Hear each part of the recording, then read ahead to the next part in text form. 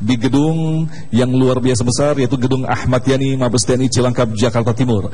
Pemirsa yang dirahmati Allah, kehadiran kita untuk memperingati Hari Jadi TNI yang ke-70. Kita akan mengangkat tema yang sangat bagus sekali, menjaga persatuan dan kesatuan bangsa dalam perspektif Islam. Insya Allah nanti akan dibahas oleh guru-guru kita, diantaranya Ustadz Das Latif. Assalamualaikum, Kiai. Waalaikumsalam. Alhamdulillah. Nyampe di Jawa jam berapa tadi? Jam 8. Jam 8, oke. Kemudian juga nanti ada Syekh Ali yang insya Allah akan membahas tentang tema menjaga persatuan dan kesatuan dalam perspektif Islam. Ya, Kiai, sebelum kita masuk lebih dalam lagi pada segmentasi-segmentasi yang nanti bakal kita tampilkan, berbicara tentang menjaga persatuan dan kesatuan. Ini kan pada dasarnya manusia diciptakan memang memiliki perbedaan di sini. Manusia sengaja diciptakan berbeda. Tetapi ada ayat yang lain, Allah memberikan pesan manusia harus bersatu. Bagaimana menjelaskan ayat seperti ini, Kiai? Ya, subhanallah. Sepertinya Indonesia adalah bangsa yang paling kaya dengan perbedaan.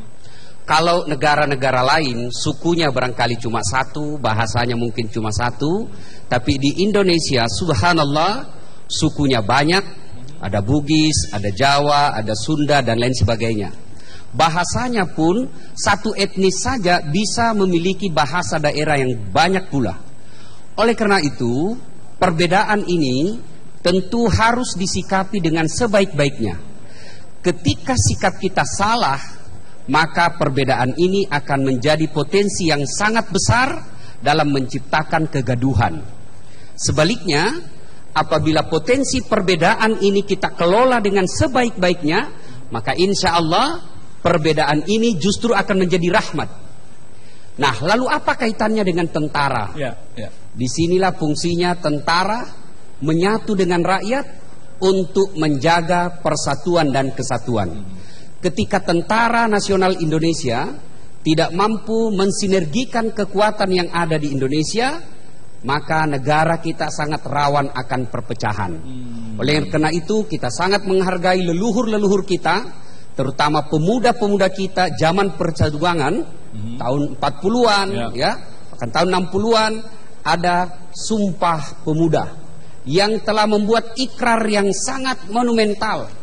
Berbeda suku, berbeda bahasa, tapi kita tetap dalam bingkai yang satu, yaitu Persatuan Republik Indonesia. Ya, kalau kita katakan tadi, Kiai sempat menyebutkan bahwa perbedaan memang sengaja diciptakan di sini. Tetapi Allah menegaskan dengan perbedaan ini justru kita akan harus untuk menyatukan. Dengan kesatuan itu akan muncul sebuah output yang sangat luar biasa sekali. Nah, permasalahannya, bukankah itu bukan perkara yang gampang untuk menyatukan perbedaan? Pulau ini punya bentuk seperti ini, pulau ini punya kemauan seperti ini, disatukan dalam sebuah satu kursi, satu meja, itu bukan pekerjaan yang sangat mudah, Kiai. Nah, sangat betul. Menyatukan beraneka ragam ini bukan pekerjaan yang gampang. Maka harus punya nilai-nilai yang universal. Nilai-nilai universal itu tak lain dan tak bukan adalah agama. Saya yakin agama manapun tidak akan senang dan tidak akan setuju dengan perpecahan. Apalagi Islam. Sudah jelas dijelaskan, wa'tasimu bihablillahi jami'an wa la tafarraqu. Berpegang teguhlah engkau kepada tali persaudaraan agama Allah. Jadi kalau mau persaudaraan, agama jadi ukurannya. Kenapa? Karena agamalah yang mengandung nilai-nilai universal. Nilai-nilai universal ini akan menyatukan suku, akan menyatukan bahasa, akan menyatukan perbedaan-perbedaan.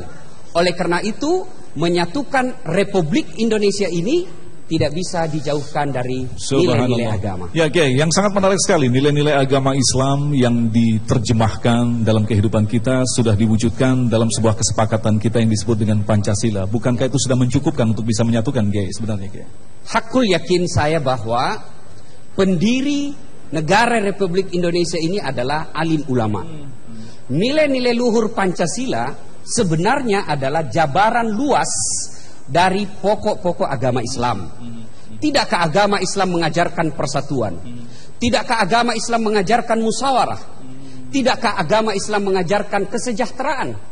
Dan lebih utama, dan memang itulah guna kehadiran agama adalah nilai ketuhanan yang Maha Esa. Ya, kemudian kalau kita perhatikan seperti Kiai katakan tadi bahwa Pancasila sesungguhnya sudah mencukupkan untuk menyatukan perbedaan-perbedaan yang ada. Tetapi masih ada saja kelompok-kelompok yang mencoba untuk membuat improvisasi baru.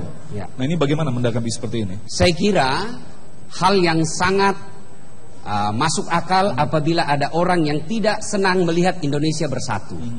Siapa mereka? Mereka yang punya kepentingan untuk merugikan bangsa Indonesia. Oleh karena itu, mereka berupaya supaya kita tidak menyatu. Apalagi di media, di era globalisasi sekarang, media sosial sangat gampang memecahkan kita dan sangat memfasilitasi itu. Memfasilitasi seperti itu. Maka disinilah fungsi pentingnya pemerintah untuk mengelola perbedaan itu. Dan disinilah fungsi pentingnya ABRI. Ya. TNI dalam rangka menjaga dalam semua hal ini, baik. menjaga masyarakat Indonesia menyatu dengan rakyat. Ya. Slogan TNI bersama rakyat adalah kekuatan yang tidak bisa dianggap enteng. Baik, terima kasih Kiai dan pemirsa yang dirahmati Allah. Pada segmentasi selanjutnya nanti kita Alhamdulillahi Rabbil Alamin. Wabihi nasta'inu ala umurid dunya waddin. Asyhadu an la ilaha illallah wa asyhadu anna Muhammadan abduhu wa rasuluh. Allahumma salli ala Sayyidina Muhammad wa ala alihi wa sahbihi ajma'in. Amma ba'd. Ma'asyiral muslimin muslimat, Bapak Ibu saudara-saudara sekalian, teristimewa para anggota Tentara Nasional Indonesia, baik yang ada di gedung ini maupun di seluruh pelosok tanah air Republik Indonesia. Adik-adik, sebelum kita lanjut saya mau tanya, senang nggak nonton sepak bola? Senang? Ibu-ibu, senang nggak dengar musik? Bapak-bapak masih ingat nggak lagunya Kus Plus? Enak kan? Nyaman. Kenapa sepak bola nyaman disaksikan? Kenapa orang senang melihat sepak bola? Karena 11 pemain yang ada dalam tim itu bekerja sama dalam satu tim. Kenapa orang senang mendengarkan lagu seperti Kus Plus? Karena orang-orang yang ada di dalam grup band tersebut kompak dan bersatu memainkan alat musiknya. Bayangkan kalau pemain sepak bola tidak bekerja sama, saya yakin bukan gol yang tercipta, tapi akan kalah jadinya.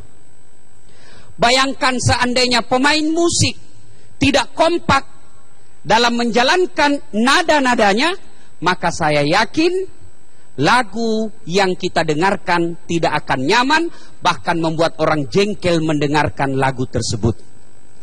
Itulah kenapa penting persaudaraan. Itulah kenapa penting persatuan. Saya tanya lagi, adik-adik sering nonton TV? Berita internasional TV One.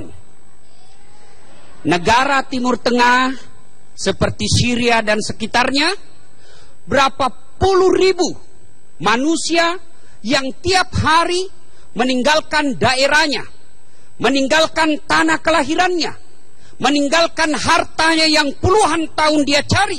Untuk apa? Menyelamatkan jiwanya. Pergi kemana? Mencari perlindungan negara yang aman. Kenapa mereka meninggalkan negaranya? Karena di dalam negara tersebut sudah tidak ada persatuan. Itulah pentingnya persatuan. Saya tanya lagi, Dedek, pernah lihat sholat berjamaah? Ibu-ibu pernah lihat sholat berjamaah? Sering. Bayangkan bagaimana kacaunya sholat berjamaah seandainya yang berjamaah tidak bersatu. Contoh, yang jadi imam orang Arab, dia takbir pakai bahasa Arab, Allahu Akbar. Makmum datang orang Bugis, dia takbir pakai bahasa Bugis, Pungallahu ta'ala malopo. Datang pula orang Padang, dia takbir dengan bahasanya, Allah nan gadang. Datang pula orang Banjar, dia takbir dengan bahasa Banjarnya. Allah ganal bujur. Terakhir datang orang Betawi, anak gaul. Dia takbir pakai bahasa Betawi. Allah gede banget gitu loh.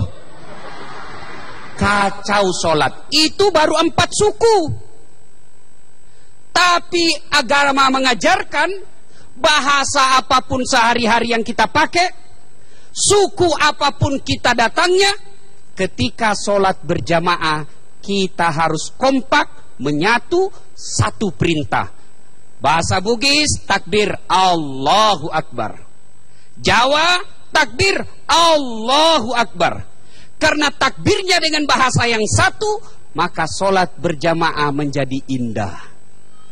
Pemirsa TV One yang saya hormati, pertanyaan berikut: kenapa orang bisa berpecah belah?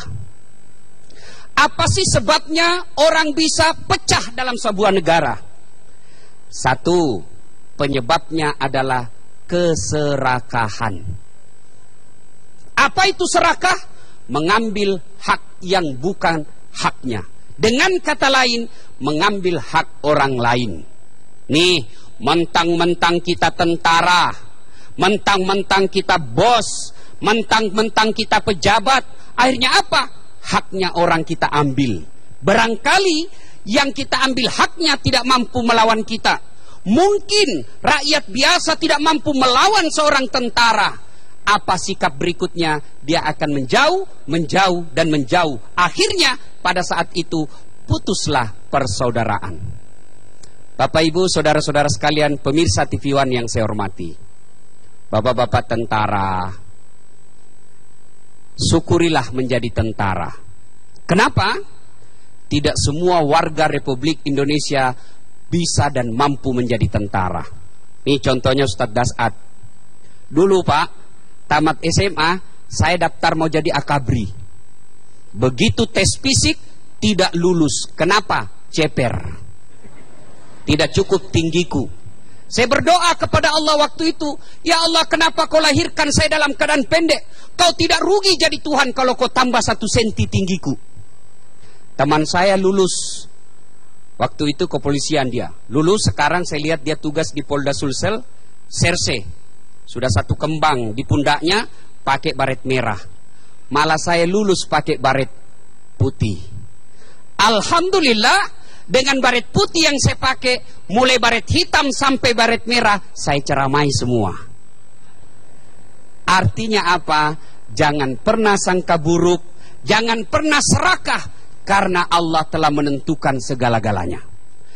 Pemirsa TV One yang saya hormati, pertama, serakah. Yang kedua, apa penyebabnya orang putus persaudaraan? Setelah keserakahan, apalagi? Sombong. Apa yang kita mau sombongkan di sisi Allah? Adik-adik pernah baca kisahnya Fir'aun? Pernah baca kisahnya Fir'aun? Apakah Fir'aun divonis kekal dalam neraka karena dia rakyat biasa? Tidak. Apakah Fir'aun divonis dalam neraka karena dia menjadi panglima perang waktu itu? Tidak. Lalu kenapa dia divonis kekal dalam neraka dan haram masuk surga? Salah satu penyebabnya karena dia punya sifat sombong. Sombong hanya boleh dimiliki oleh Allah Subhanahu wa taala. Kenapa? Karena hanya Allah lah Zat yang maha tak terbatas, yang memiliki segala-galanya.